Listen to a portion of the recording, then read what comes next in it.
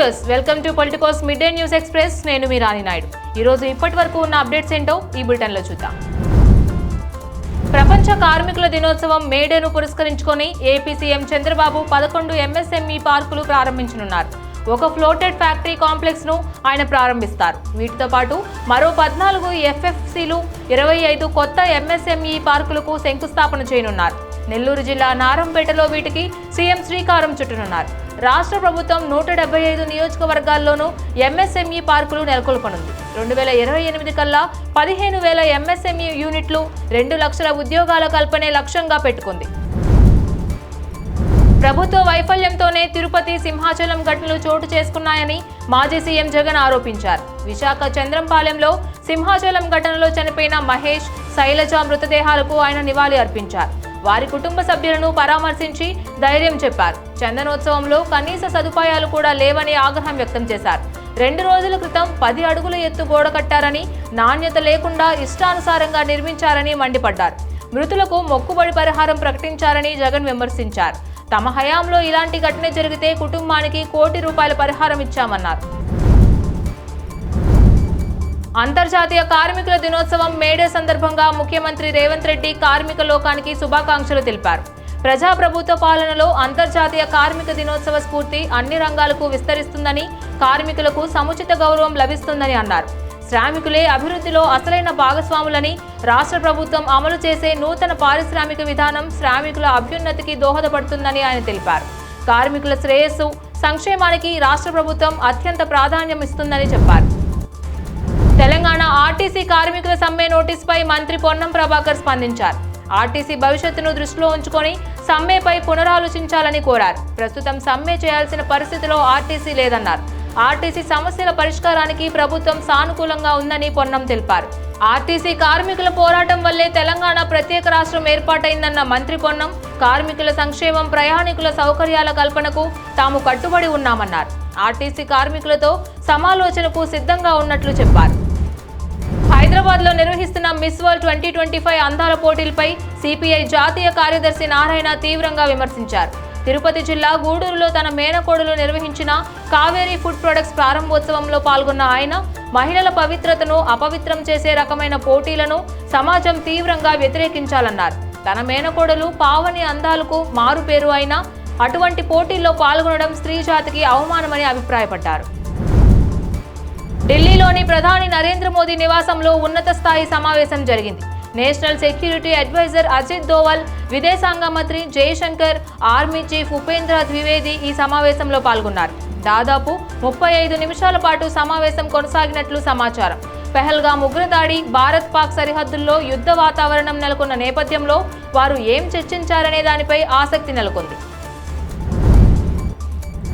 మోడీ ప్రభుత్వం సామాజిక న్యాయానికి కట్టుబడి ఉందని కేంద్ర హోంమంత్రి అమిత్ షా అన్నారు. జనాభా లెక్కలతో పాటు కులగణన చేపట్టడం చారిత్రక నిర్ణయమని అన్నారు. ఆర్థికంగా, సామాజికంగా వెనుకబడిన తరగతులకు ఇది సాధికారత కల్పిస్తుందన్నారు. కాంగ్రెస్, దాని మిత్ర పార్టీలు అధికారంలో ఉన్నప్పుడు దశాబ్దాల పాటు కులగణనను వ్యతిరేకించాయని, ప్రతిపక్షంలో ఉన్నప్పుడు రాజకీయాలు చేశాయని విమర్శించారు. కేంద్రం ప్రకటించిన కులగణనను పూర్తిగా సమర్థిస్తామని కాంగ్రెస్ అగ్రనేత రాహుల్ గాంధీ వ్యాఖ్యానించారు. ఖచ్చితంగా కులగణన జరగాలన్నారు. అయితే ఎప్పటిలోగా ఇది పూర్తి చేస్తుందో కేంద్రం చెప్పాలని ఆయన కోరారు. ఇందుకోసం బడ్జెట్లో నిధులు కూడా కేటాయించాలన్నారు. కులగణనలో తెలంగాణ రోల్ మోడల్గా నిలుస్తుందని పేర్కొన్నారు. బీహార్ మోడల్, తెలంగాణ మోడల్కు ఎంతో వ్యత్యాసం ఉందని రాహుల్ తెలిపారు. పెహల్గాం ఉగ్రదాడి నేపథ్యంలో భారత్-పాక్ మధ్య ఉద్రిక్త పరిస్థితులు నెలకొన్న విషయం తెలిసిందే. ఇరు దేశాలు పోటాపోటీగా ఆంక్షలు విధిస్తున్నాయి. ఈ క్రమంలో దాయాది దేశం తమ గగనతలంలో భారత విమానాల రాకపోకలపై నిషేధం విధించిన విషయం తెలిసిందే. దీంతో భారత్ కూడా ధీటుగా స్పందించింది. పాక్ విమానయాన సంస్థలకు భారత గగనతలాన్ని మూసివేసింది. ఇందుకు సంబంధించిన నోటం జారీ చేసింది. ఈ నిర్ణయం ఏప్రిల్ 30 నుంచి మే 23 వరకు అమలులో ఉండనుంది. అమెరికా ఆర్థిక వ్యవస్థ ఊహించిన దానికంటే దారుణంగా క్షీణించింది. ప్రస్తుతం ఏడాది తొలి త్రైమాసికంలో గడిచిన 3 ఏళ్లలోనే మొదటిసారిగా ప్రతికూల వృద్ధిని నమోదు చేసింది.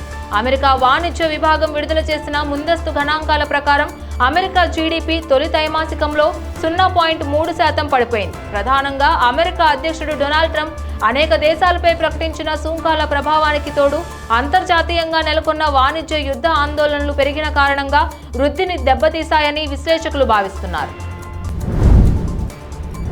మోడల్ కోడ్ ఆఫ్ కండక్ట్ కు సంబంధించిన కేసులో విచారణకు హాజరు కావాల్సిందేనని సినీ నటుడు మోహన్ బాబుకు సుప్రీంకోర్టు స్పష్టం చేసింది. ఈ కేసులో తనను క్వాష్ చేయాలని కోరిన విజ్ఞప్తిని తోసిపుచ్చింది. తన విద్యా సంస్థలో ఫీజు రీఎంబర్స్మెంట్ బకాయిలు చెల్లించాలని కోరుతూ 2019లో తిరుపతి మదనపల్లి హైవేపై స్టూడెంట్స్ తో కలిసి మోహన్ బాబు కుటుంబం ఆందోళన చేపట్టింది. ఆ టైంలో రాష్ట్రంలో ఎన్నికల కోడ్ అమలులో ఉండడంతో మంచు ఫ్యామిలీపై మోడల్ కోడ్ ఆఫ్ కండక్ట్ కింద పోలీసులు కేసు నమోదు చేశారు. బాలీవుడ్ స్టార్ హీరో అజిత్ కుమార్ ఆసుపత్రిలో చేరారు. ఆయన కాలికి స్వల్ప గాయం కావడంతోనే చెన్నైలోని ఓ ప్రైవేట్ ఆసుపత్రిలో చేరినట్లు తెలుస్తోంది. అయితే అజిత్ కు ఎలాంటి ప్రమాదం లేదని వైద్యులు తెలిపారు. చెన్నై ఎయిర్పోర్ట్ చేరుకున్న ఆయనకు స్వాగతం పలికేందుకు అభిమానులు పెద్ద ఎత్తున వచ్చారు. అదే సమయంలో భారీ సంఖ్యలో ఫ్యాన్స్ దూసుకురావడంతో అజిత్ కాలికి స్వల్ప గాయాలైనట్లు ఆయన టీం వెల్లడించింది. తన భర్త కరుణ్ ఆంకోలర్ నుంచి విడిపోయిన విషయాన్ని దిగ్గజ బాక్సర్ మేరీ కోమ్ ధృవీకరించింది. తామిద్దరం పరస్పర అంగీకారంతో విడాకులు తీసుకున్నట్లు ఆమె ప్రకటించింది. 2023 డిసెంబర్ నుంచే మేరీ అలాగే కరుణ్ విడిగా ఉంటున్నట్లు సమాచారం. అయితే తన వ్యక్తిగత జీవితం గురించి మీడియాలో రకరకాల వార్తలు వస్తున్న నేపథ్యంలో మేరీ ఒక ప్రకటనలో స్పష్టత ఇచ్చే ప్రయత్నం చేసింది. తన వ్యాపార భాగస్వామి మేరీ కోమ్ ఫౌండేషన్ చైర్మన్ హితేష్ చౌదరితో తాను ప్రేమలో ఉన్నట్లు వస్తున్న వార్తలను ఆమె కొట్టిపారేసింది.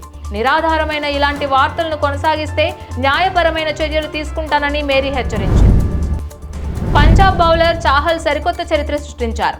ఐపీఎల్లో ఒక ఓవర్లో అత్యధిక సార్లు 4 వికెట్లు తీసిన ప్లేయర్గా నిలిచారు. అలాగే ఐపీఎల్లో అత్యధికంగా 9 సార్లు 4 కంటే ఎక్కువ వికెట్లు తీసిన ప్లేయర్గాను రికార్డులకెక్కారు. ఈ అరుదైన రికార్డు సాధించిన జాబితాలో అమిత్ మిశ్రా తొలి స్థానంలో ఉన్నారు. దేశవ్యాప్తంగా అమూల్ పాల ధరలను గురువారం నుంచి లీటర్కు ₹2 చొప్పున పెంచుతున్నట్లు Gujarat cooperative milk marketing federation ప్రకటించింది. అన్ని రకాల అమూల్ మిల్క్ వేరియంట్లకు ఇది వర్తిస్తుందని చెప్పింది. దీంతో ఎంఆర్పీలో 3 నుంచి 4% పెరుగుతుందని తెలిపింది. ఇది సగటు ఆహార ద్రవ్యోల్బణం కన్నా చాలా తక్కువ అని పేర్కొంది.